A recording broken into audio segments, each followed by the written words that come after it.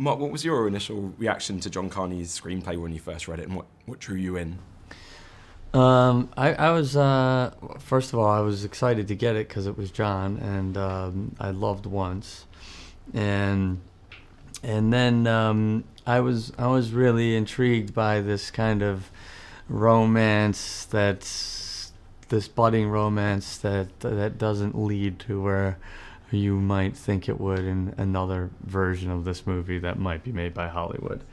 I love that the characters were, really struggling with serious, real issues. I love the relationship between me and Haley, Dan and his daughter, and so and I also thought the stuff with his wife was really, that whole part of the story was really interesting to me too, and the difficulties of a marriage and how that changes over time and how you have to sort of find each other.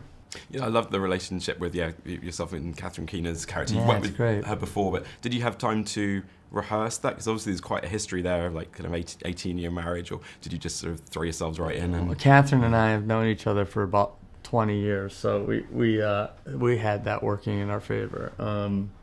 Yeah, you're sort of trying to manufacture quite a bit in a short period of time, and but we have, the writing's really good and it leads you easily to where you need to go, so it wasn't too hard. And Catherine and I did another movie together, so we just have a shorthand together that works really well for this. And Dan does pick up the guitar. What's your own relationship with music? Have you? I was in a band when I was a kid, like a garage band, and so I was a bass player, and so I played the bass. And at the end of the shoot, John gave me a P bass, a Fender Precision bass, which was really beautiful. Yeah. And you've mentioned a few things that are going on, but can we just talk in a little bit more detail about where we find Dan in his life when we first meet him in the movie, and how that's his life sort of changed by meeting Greta, the sort of by chance hearing her sing? Yeah, I think he's really in a bad place. He's left his wife. He's living in a flop house, and he doesn't know his career is crumbling, and who he was in the music business doesn't really exist anymore, and so he's really at odds. He's at odds with his daughter, his teen daughter, who he's trying to have a relationship with, and so yeah, he's in a really tight, and liquor and alcohol, so he's really in a tough place. She's also at odds. They're both sort of floating out there, and they find each other and ground each other in what they're meant to do, and who they really are, and they lead each other sort of back to that solid place. I love the scene where Greta and Dan are walking the streets of New York, and they have the headphone splitter, which you spot in the car a little early on. What are your own kind of guilty pleasures when it comes to an iPod list?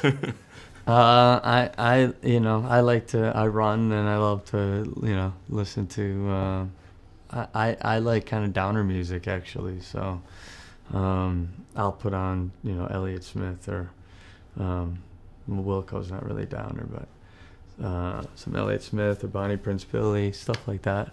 Kind of nice and cathartic, isn't it? And yeah, it's yeah, I like that kind of music.